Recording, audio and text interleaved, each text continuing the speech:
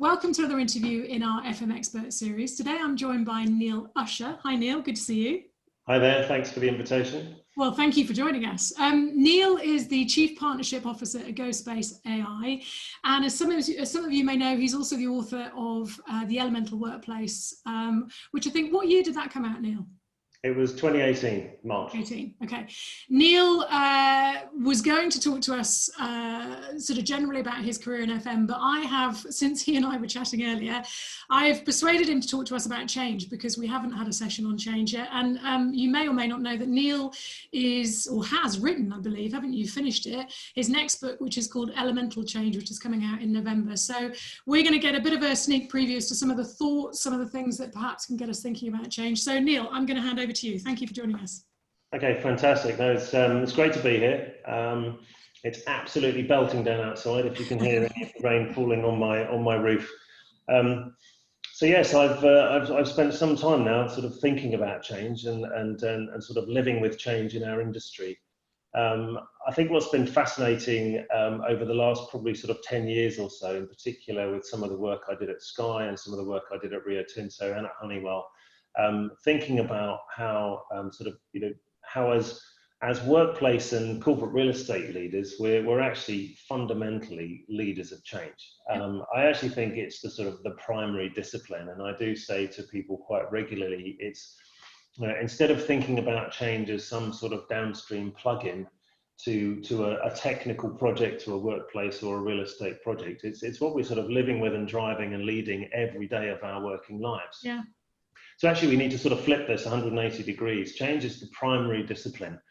I actually think it's looked upon fairly negatively in our industry as something that we sort of, we get a consultant in to sort of do the change at some point during a workplace transformation, often a little bit of an afterthought, whereas actually it's the primary discipline. It's the thing we should be thinking about, more than anything else, because it's actually quite, there's a great market out there of all of the technical disciplines we need to deliver a workplace or a real estate project. We can find those technical disciplines as we need and bring them to bear. We can manage that team and manage a project and a Gantt chart and a schedule and make sure it's all successful. But actually change has been this elusive sort of discipline for us, really, in terms of understanding it, sort of getting our arms around it in some way. It's almost like the last frontier in our industry, I think, sometimes. And that's why really when I started working with GoSpace, which really sort of lives and breathes change, because it's an artificial intelligence engine that's able to sort of keep the FM or the workplace manager completely up to speed with the organization. So it's constantly able to sort of measure and adjust a workplace. So when I sort of, when I started working with GoSpace, that really started the sort of the thinking process around sort of what change means for us in our industry. And so that's my plea really to our whole industry, is to start thinking about change as how many FMs or workplace managers ever, when they're asked what they do, how many times do they ever say, well, actually, I lead change? No, never. And like you say, change is continuous. Change is everything you're doing every day. Yes, on a small scale to a large scale, but if you get the skills to do this, Christ, it makes your life easier, doesn't it? Absolutely. And I say in the book, and I've probably said it in a odd tweet or two in the past, but whenever I hear the sort of expression, oh, well, people hate change, a little part of me dies. I mean, I think it's just completely the wrong way to look at change. If we think about change in our own personal lives, we are constantly drawing it into us. It's our essence, effectively. Everything in our life is change. We may not like certain things being done for us or to us, so we may not like certain changes that disturb a routine or something being sort of foisted upon us.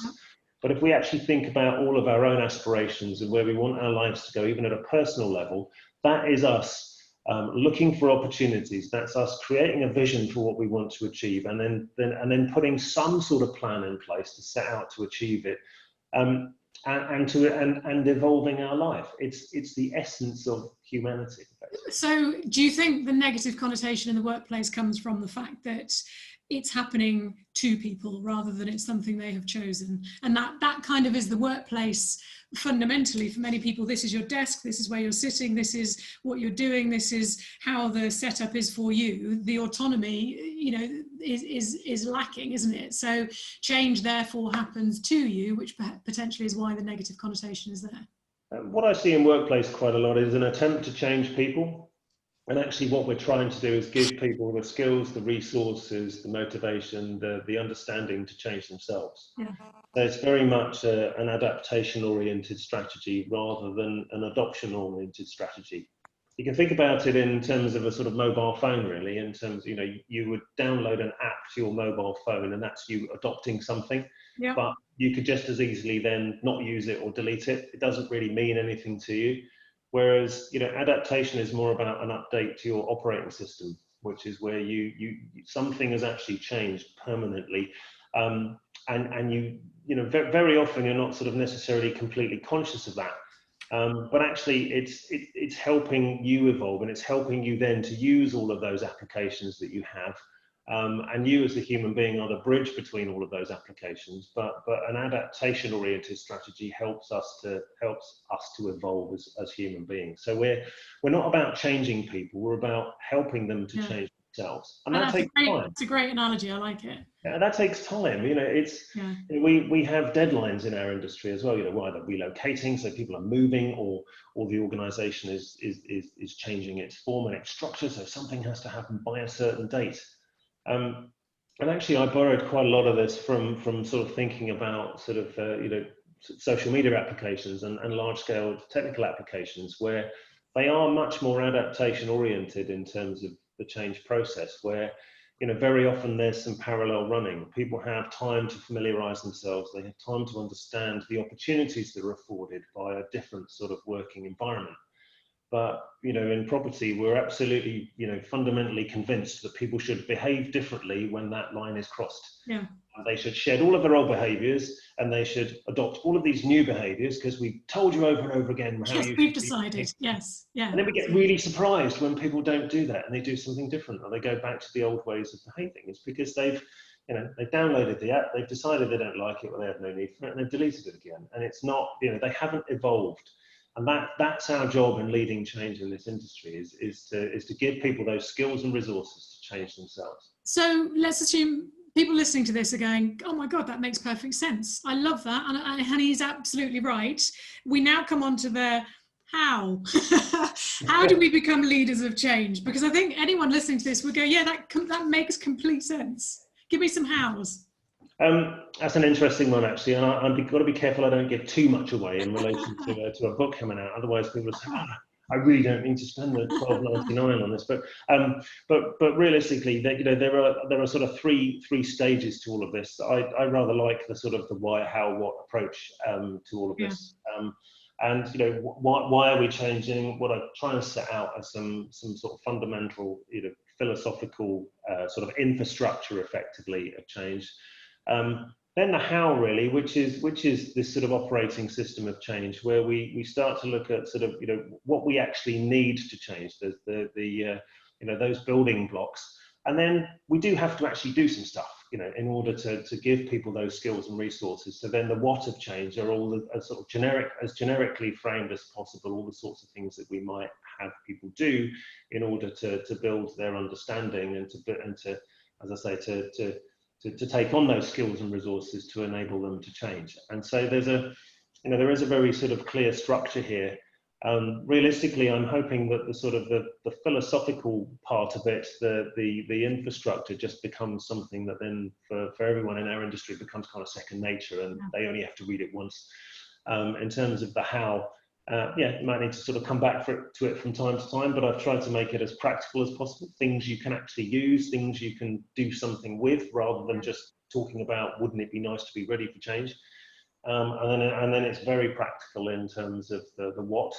There's another periodic table. There are 9 elements of change in the new book. And then it's really all about what we sort of actually do. And again, very practical, very usable, transferable. It doesn't matter what industry, what sector, what discipline, what background, what level of spend. This is hopefully as portable as possible.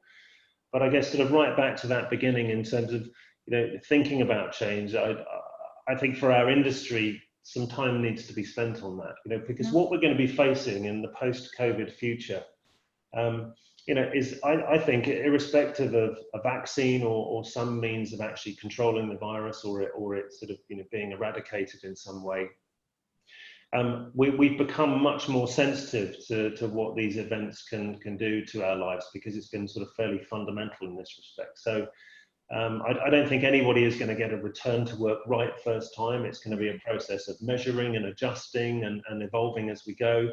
And so I think our sort of sensitivity to change and our need to understand change, what it is, what it means, and how we deal with it, how we lead it, and to be very opportunity and possibility focused in the future is going to be absolutely vital. Yeah, and sorry, no, I was just going to say it's fundamentally a move from planning for change, which is something that is going to happen in the future, to then just leading and managing change because it's here and it's every day. Yeah, we're going from planning to preparing effectively, and that's the sort of fundamental difference, because we've spent a lot of time in our industry looking for sort of fixed realities, static, fixed environments that will last for as long as possible. If we put enough time and effort into creating this, and we kind of give it to everybody and they'll keep using it, and we might tinker at the edges, but we'll just sort of leave this in place for as long as we can. Actually, we're going to need to be much more sensitive to the fact that we're going to need to measure and adjust and tweak and listen. In particular, listening is something that is rather absent in our industry, and there are tools for enterprise social networks, when they're used properly, create a really important feedback channel. Feedback channels are not about an annual survey.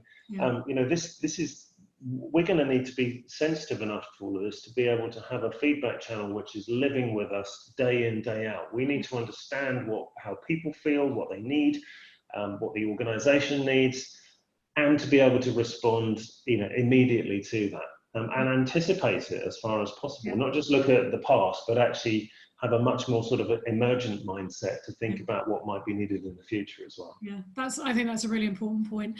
Listen, I'm just conscious of time. Tell me, and I don't want to put you on the spot, but is there, the process of writing a book, I know takes a long time. You knew about change before writing the book, but you will know more about change now as part of your research. Is there one thing you can think of, or the biggest thing you can think of, that you've either learned through the process or you've changed the way you think about change? I think I've sort of had to think about it at every level, really. I think the one sort of message I could give people as a result of all of this is just not to be scared of change. I've encountered so much sort of negativity around change in my career.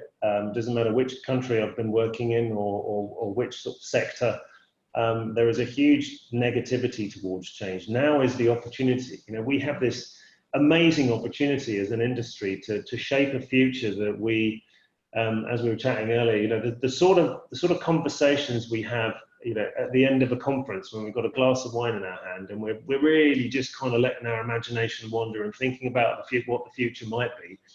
Well, hey, it's up to us to create that now. If someone else is not going to do it for us, we're not going to walk back through the revolving door one day to find everything is different. That's down to us. And so, it's an opportunity that we have to grasp. We can't waste it. We have to take it. We have to be the drivers and the leaders of that change. And I would implore everyone in our industry to be part of shaping that future. Don't sit back.